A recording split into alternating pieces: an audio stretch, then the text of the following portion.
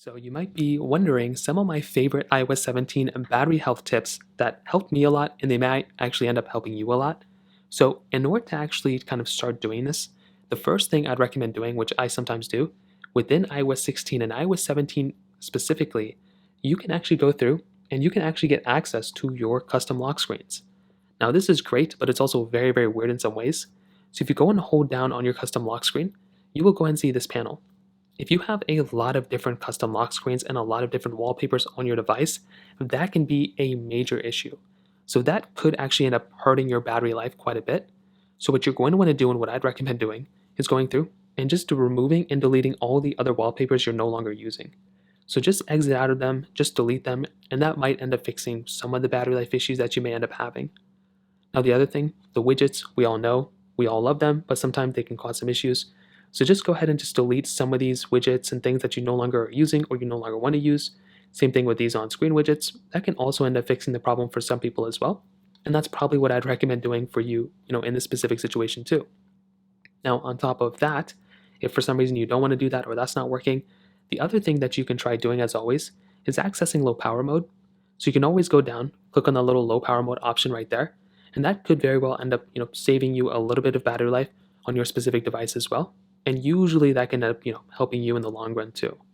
Now there are also some other things within iOS 17 that are kind of cool features, but they can sometimes drain battery life. So things like within FaceTime, there are some cool like FaceTime like new like features and things like like eye contact, but also like the FaceTime animations, like giving a thumbs up and stuff. It doesn't look like we have the ability of turning those things off, but I do feel like that would be a cool feature. Also things like live captions.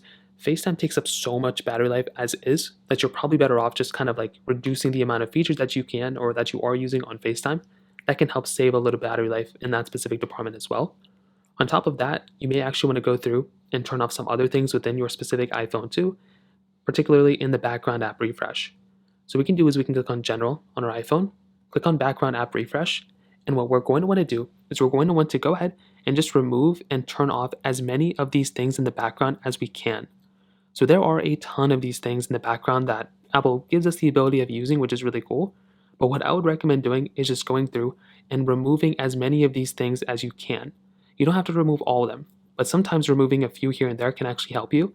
And I would also recommend just going through, removing and turning off as many as you can, because that can also help save a little bit of battery life. And for me personally, that's helped out a lot as well. Keep your background app refresh on, but just turn off a couple of these things in the background. You can also turn off notifications as well. Sometimes if you just have some random notifications on in the background, that can cause a few issues here and there. So just go ahead and turn off notifications that you're no longer using.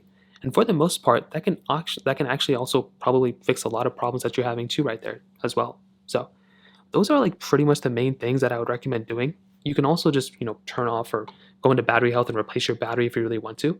But for the most part, those are some of the main ways you can go ahead and actually kind of fix your battery life if you're, if for some reason on iOS 17 it's not really working out that well. So that pretty much covers it up there. If you have any other thoughts or questions, let me know in the comment section below. Hit the like button, that would mean so much, but definitely hit that subscribe button.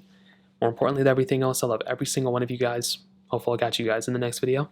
Peace out till then.